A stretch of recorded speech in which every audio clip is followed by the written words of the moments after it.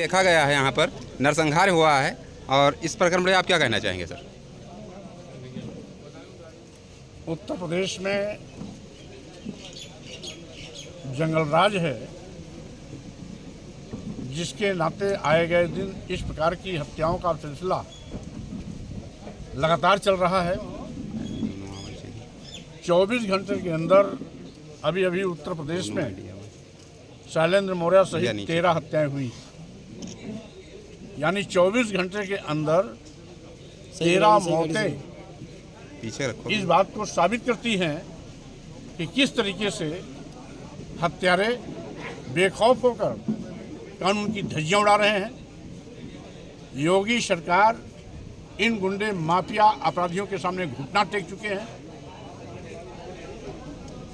योगी जी बड़ी बड़ी डींग हाँकते हैं।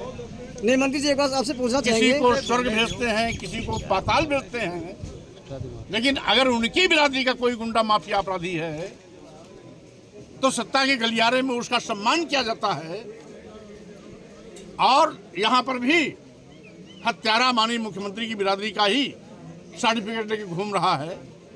इस तरीके से अगर कोई गरीब घर का, कोई एससी समाज का, कोई दलित समाज का, कोई पिछड़े समाज का व्यक्ति अगर छोटी घटना कर देता है, उसके घर में बुलडोजर चली जाती है।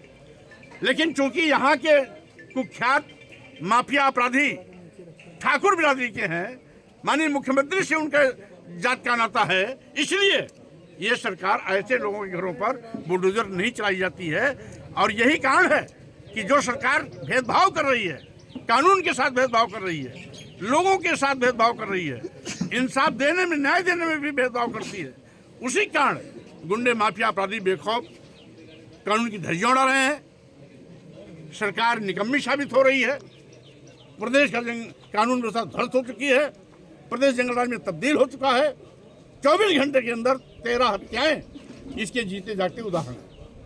मंत्री जी, एक सवाल ये है, ये क्या सजाती होने के नाते ऐसा कुछ हुआ है कि आपको लग रहा है? स्वाभाविक रूप से अगर जितनी भी घटनाएं होती हैं, 90% हत्यारे ठाकुर समाज के हैं।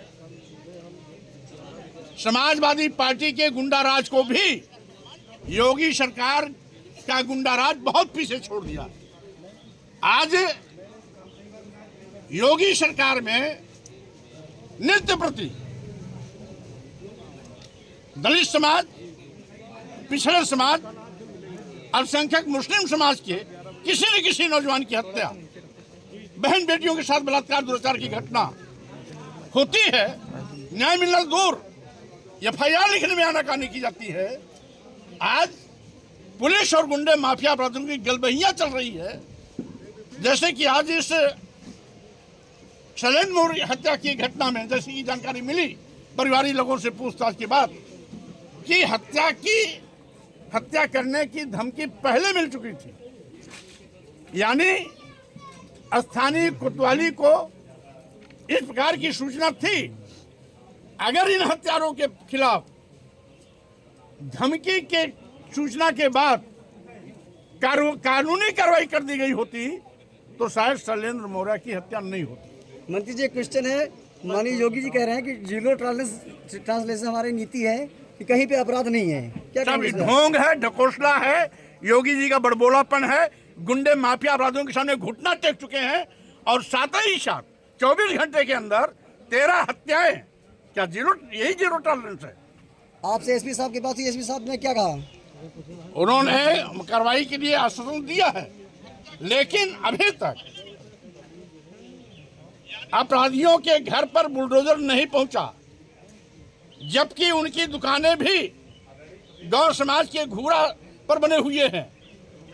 अगर यही काम कोई अन्य द्वारा किया गया होता तो अब तक बुलडोजर चल गया होता, घर भी जमींदोज हो गया होता, दुकान भी जमींदोज हो गया होता, अपराधी भी गिरफ्तार हो गया होता। लेकिन यहाँ पर मुरुवत क्यों? इसलिए कि माननीय मुख्यमंत्री की बिरादरी का अपराधी है, इसीलिए ना। और जब कानून में भेदभाव। अगर आप ये वीडियो YouTube पर देख रहे हैं तो हमारे चैनल को सब्सक्राइब करें और बेल आइकन को दबाना ना भूलें। अगर आप Facebook पर ये वीडियो देख रहे हैं तो हमारे पेज को लाइक करें।